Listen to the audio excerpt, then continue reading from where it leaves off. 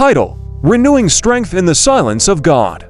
Introduction. Dear brothers and sisters, today we gather to reflect upon the powerful words found in the book of Isaiah, specifically Isaiah 41 1-2, where God calls upon the nations to be silent before Him. Let's delve into the message of these verses and discover what it means for us today.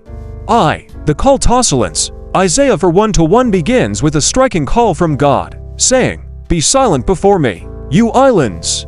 Let the nations renew their strength in a world filled with noise and distraction."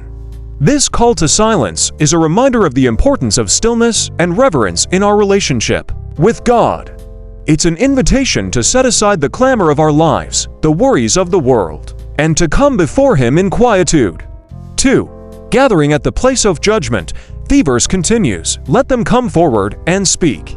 Let us meet together at the place of judgment. This is an invitation to a divine encounter, a sacred assembly. We are called to gather before God for judgment, not in a fearful sense, but in a way that acknowledges His sovereignty. It's a reminder that God is the ultimate judge, and all nations and peoples will one day stand before Him. 3. The one called from Theist.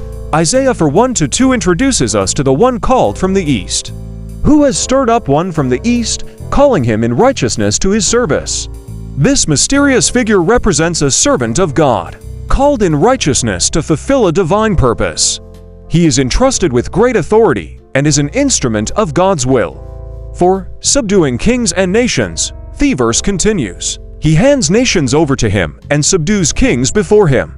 He turns them to dust with His sword, to win blown chaff with His bow."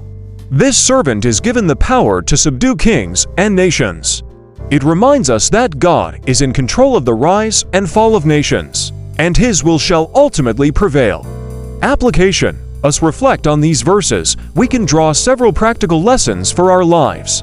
First, the call to silence reminds us to find moments of stillness in our busy lives, to listen to God's voice in the midst of the noise. Second, the call to gather at the place of judgment is a reminder that we are ultimately accountable to God.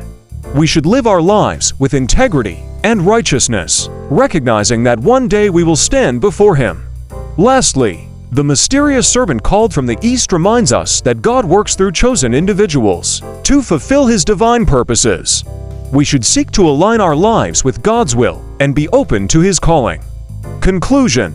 Isaiah 1-2 calls us to a deeper understanding of God's sovereignty and a greater reverence in our relationship with Him. Let us embrace moments of silence, prepare ourselves for the day of judgment, and be open to God's call in our lives. In doing so, we can find strength and purpose in our journey of faith. Amen.